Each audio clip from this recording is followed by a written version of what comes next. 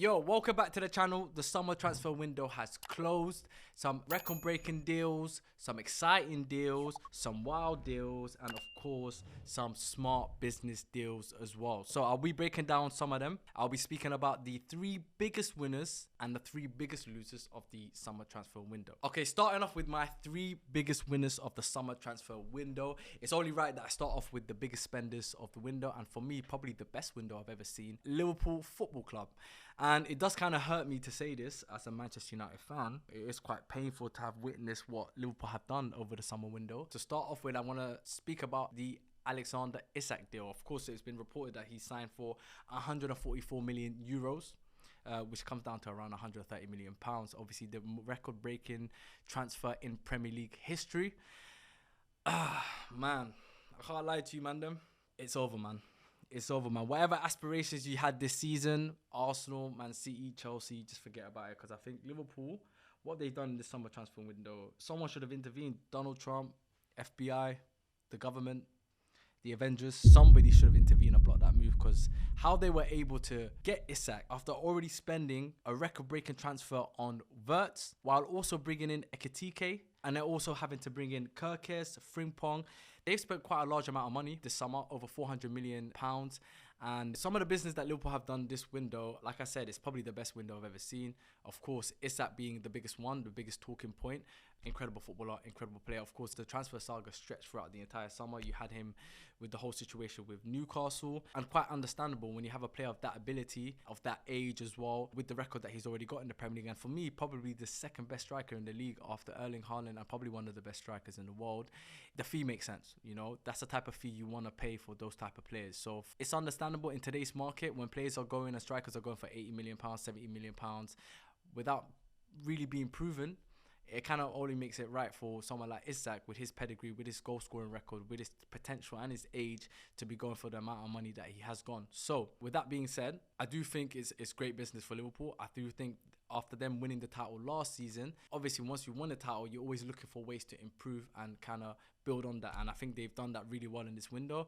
Isak, Ekitike as well. And it's crazy that they've brought in a top striker, another striker that's got huge potential, a player with a lot of flair, a lot of skill, and has already hit the ground running for Liverpool. It will be interesting to see, though, how Liverpool line up moving forward, because I think there are 2 players that do play in the same positions, both kind of drift out wide as well on the left-hand side. So it'll be interesting to see how they shape up the team. Obviously, you do have Wirtz, you do have other options in those positions as well, like Gakpo. So it'll be interesting to see how they can line those 2 players up. But if they can make it work between Isak and Ekitike, then I do think the league's in trouble, man. The league is in serious trouble. Serious trouble. And then, of course, we know that they've broken the record transfer fee with Isak. The record transfer fee that they broke was the deal for Wirtz, which happened only in this window as well. So they brought in Wirtz for 116 million. Then they brought in Isak for 130 million.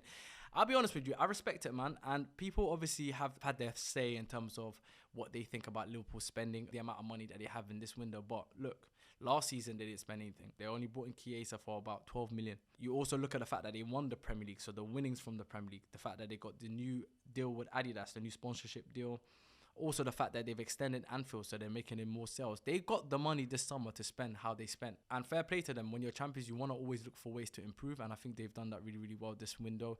They've also brought in Giovanni Leone, who, to be honest, I don't really know too much about, but from what I've heard, he's a great prospect coming out of Italy. I think it's from Parma for 31 million. So again, of course, it is a player that they've signed for the future, but it is quite a lot of money. So I think they are kind of banking on him to develop into a very good player at Liverpool. And then they've also brought in Freddie Woodman on a free transfer. So for me, they've had the best window I've ever seen, probably in the Premier League. The only window I can think of that's kind of close to this, probably PSG, when they signed Messi, Donnarumma, Sergio Ramos, Hakimi. I think that window might be the closest in terms of excitement and in terms of drama and in terms of the names that they've brought in. Yeah, so I'll definitely give it to Liverpool. So I think Liverpool have been probably the biggest winner in this summer transfer window. Moving on to Arsenal. To be honest with you, even as a hater, I do have to admit that they've had probably one of the best windows of the summer transfer window. They addressed areas that I felt like they needed to with the striker position. They've brought in, obviously, Gyökeres from Sporting Lisbon. They've also brought in Madueke to bring in more depth in those attacking options. They brought in Eze, a big one, and I think it's a player that they desperately needed. They really needed a ball carrier in that midfield, or at least in those attacking areas. And fair play to them, they managed to get get that one over the line, and it kind of gives them another option now to Odegaard. They don't have to now constantly rely on Odegaard. Now they've got a different type of player, a different type of option in that midfield attacking role. So they've also brought in cover at the back. They brought in Mascara. They've brought in Norgard. They brought in Hincapie. So they've done quite well. They've also brought in Kepa. Okay, I know a lot of people say why are Arsenal always buying from Chelsea, but to be fair, Kepa being a backup goalkeeper, it's not really a bad shout, especially for the amount of money they spent on him, which was just 5 million. I do think it's smart business if you're looking for cover. You know, it's still a keeper of good age and a player that has a lot of experience in the Premier League and was playing for Bournemouth only just last season. So I do think that is smart business, regardless of whether it's come from Chelsea or not. I do think that is great business. So look, everyone knows how I feel about Arsenal going into the season, and everyone knows I don't want them to win the league. That's obviously clear, obvious. Everyone knows that. I do not want Arsenal to win the league. And the reason being is I just don't like the boys on the podcast. I'll be real. I don't like the boys on the SDS podcast. I think they're insufferable. So to have them win the league will make them even more insufferable. So I don't want that to happen. But I do have to give Arsenal credit. They have brought in a lot of depth, something that they lacked last season, which ultimately cost them the league title last season with all the injuries that they had. And I think they've addressed that quite well in this window. I think they've got all the cover that they needed. They've got a lot of attacking options, a lot of midfield options. Mendy as well, forgot to mention that. Probably the smartest piece of business they've done this summer, in my opinion. An area that they did need to fill in after Thomas Partey left the club. So again, a very good player, Spanish international, obviously Euros winner, somebody that does have good credibility, and a player that does bring a lot of quality in that position. So my only problem is, and I did address this in the last video with Hasib, when we did the Liverpool versus Arsenal review, is that I feel like the business that Arsenal have done in this window is 1 year too late, in my opinion. And the reason why I say that is that I feel like if they had this squad last summer, and there was a lot of calls from Arsenal fans, even from rival fans and from pundits and from just people that watched the game, a lot of people said that they needed a striker last summer. A lot of people said they needed depth in those wide areas. They needed depth in midfield. They needed defensive cover. They didn't do that last summer.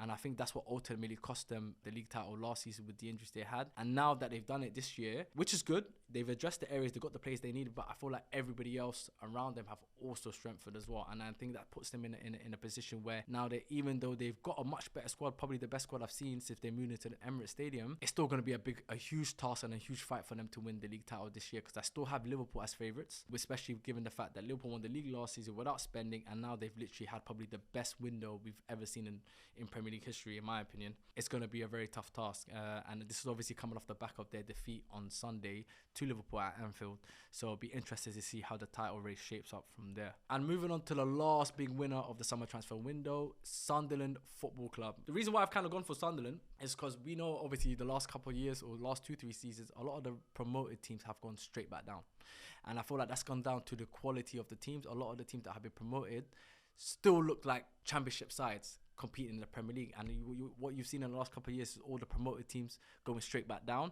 I think Sunderland's approach in this window has been what you would want the promoted sides to do, which is bring in a lot of Premier League quality. And I think what they've done in this window is exactly what they needed to do. They brought in a lot of Premier League quality in the names of obviously Andingra. They brought in Granit Xhaka, Nordi Mukiel from PSG. They brought in Bertrand Traore. They brought in Enzo Lofi, Brian Bobby from Ajax, Habib Diarra, Sadiki, Reinildo from Atletico Madrid, Masuaku from Besiktas, who's also has Premier League experience. Mark Guehi, who we know, of course, had the loan move terminated. Taubi as well from Club Brugge. Looking at the quality of the team, and which has already been on display in the first opening 3 games of the season, it's not surprising that they've been performing in that manner. I did have, when we recorded the SDS prediction video, I did have Sunderland to stay up, because I think the business that they've done in this window and the quality that they've managed to bring into the team, I think it's enough to keep them in the Premier League. And not just in the Premier League, and I'm not talking about just surviving. I think they've done enough to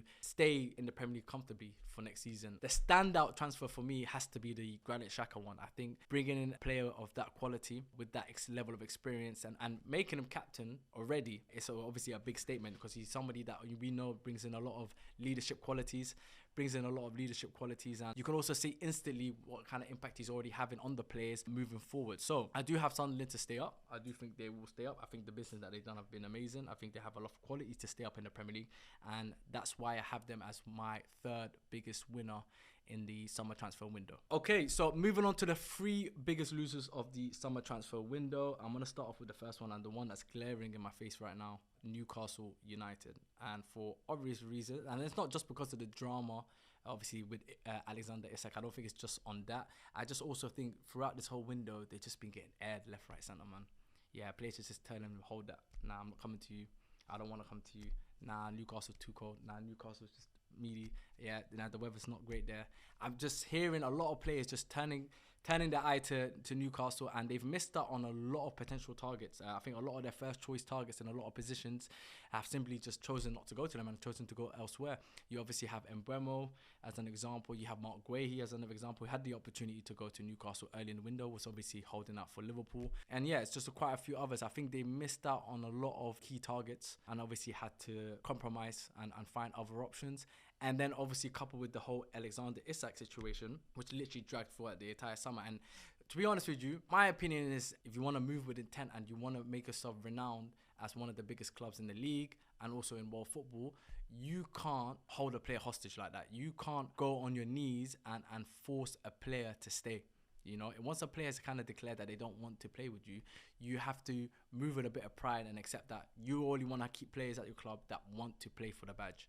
And the way I think Newcastle handled it, and of course, I don't agree with the way Isak handled his situation as well. I don't think he handled it in the most professional manner, but also I don't think Newcastle did as well from a club perspective. And ultimately, you ended up selling anyway. So I also feel like the club should have acted more quickly, more promptly, and that would have given them more time to then look for a viable replacement. I do think they replaced really well with the two strikers they brought in, Wissa and Wolfmade from the Bundesliga. I think they made some really good signings there, but I think they wasted a lot of time. I do also feel like it disrupted their start to the season. I think there was just too much noise in and around the club regarding Isak. Even without Isak, I still think they have a lot of quality in that team. And I still also think even without Isak this season, I still think they will finish within the European spots this season. So we know Newcastle's a big club. We know they have ambitious owners and they are an ambitious club that wanted to be fighting for the biggest prizes. As bad as Isak was in the situation, I don't think Newcastle should be keeping players hostage like that as well. So for me, I'm going to have Newcastle as my first biggest loser. Moving on to my second biggest loser. And this one's going to be a little bit controversial because I do also want to give this team praise, but I'm going to say Chelsea Football Club, and you're going to have to hear me out on this. Chelsea, I think, deserve a lot of praise. They are one of my biggest winners in terms of how they sold in this transfer window, because when it comes to selling, nobody touches Chelsea. I don't think anyone comes close when it comes to selling players off, especially looking at that Nicholas Jackson deal. 60 million euros just for the loan fee, and then 65 million on top for the obligation fee. Bear in mind, they only signed Nicola Jackson a couple of years ago for 32 million. So you look at Madueke, for example, Renato Vega, you got João Felix and Cuckoo. So all of these players that they've sold on, a lot of them they've made profit on.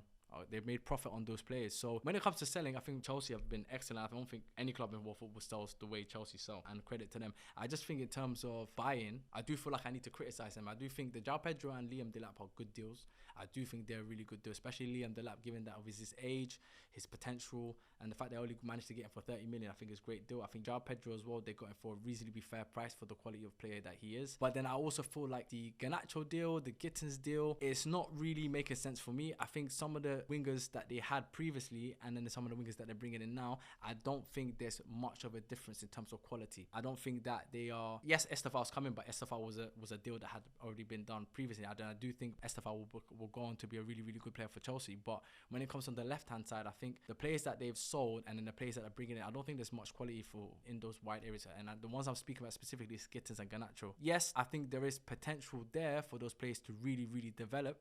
And obviously, we're still yet to see how they do. But when you already had Pedro Neto and Madueke in those wide areas before, and then you're bringing in Gittins and Jadon Sancho, to be fair, I don't think there's much difference in the quality of players in those positions. Unless, which we've seen Chelsea do before, they're bringing in these players to then in 2 years' time make a flip on them, which we've seen them do over the last 2-3 years. Fair play, because I do think those are players that will have value and their value will continue to increase with their age. And then if they want to go sell on those players, their value will still be high. So if that is the thought process, then fair play. But as of right now, I just don't think the quality of players are much different from what they had last season. They also lost Kane and Dewsbury Hall in that midfield area. I don't think they really replaced them well. They brought in Facundo from Brighton on a loan deal, which is kind kind of seems a bit desperate for me. They brought in Enciso and they kind of loaned him out. I do think Enciso's the better player than Facundo. So some things are just not adding up at Chelsea. It does seem a bit scatterish. I don't know. It's like almost like they're using a scattergun there. Obviously, there was talks about Xavi Simons. Apparently, that was never going to be the case. But I do think that would have been a good player to bring in that attacking midfield option and have another option along with Cole Palmer. And then maybe the window would have looked a lot more different. But the way this window's ended for Chelsea, it does look a bit messy. I'm not going to lie. Coupled with the whole Nicholas Jackson saga as well, it did look a bit messy. So I'm going to put Chelsea as my second biggest loser. And my last biggest loser of the summer transfer window is Brentford Football Club. Of course, it's been an unfortunate summer for Brentford fans and for Brentford. I feel like not only did they lose their manager, but they probably lost their 3 biggest and best players in the team. So Norgard obviously being their captain, and Bremer obviously went to Manchester United, and also Whistle, who's just gone to Newcastle. And I don't think they really brought in any adequate replacements, because those are not just 3 big figures on the pitch, but I think they're 3 of the biggest players on the team, and I think they're the players that kind of helped Brentford stay afloat last season. And then now they've lost all 3 of them. Obviously they brought in Otara from Bournemouth for 42 million, which I do think is really steep for a player that, yes, had moments last season, but I don't think it's a player that is worth 42 million pounds. So I am quite worried for Brentford. I do think they have a really weak squad. I don't think they've really replaced well. They've also lost Thomas Frank, who's a really, really good coach, who's gone off to Tottenham. So I do really see Brentford struggling this season. Could potentially be in a relegation battle for this upcoming season as well. So I do have Brentford being my last biggest loser of the summer transfer window. And that's it for the video.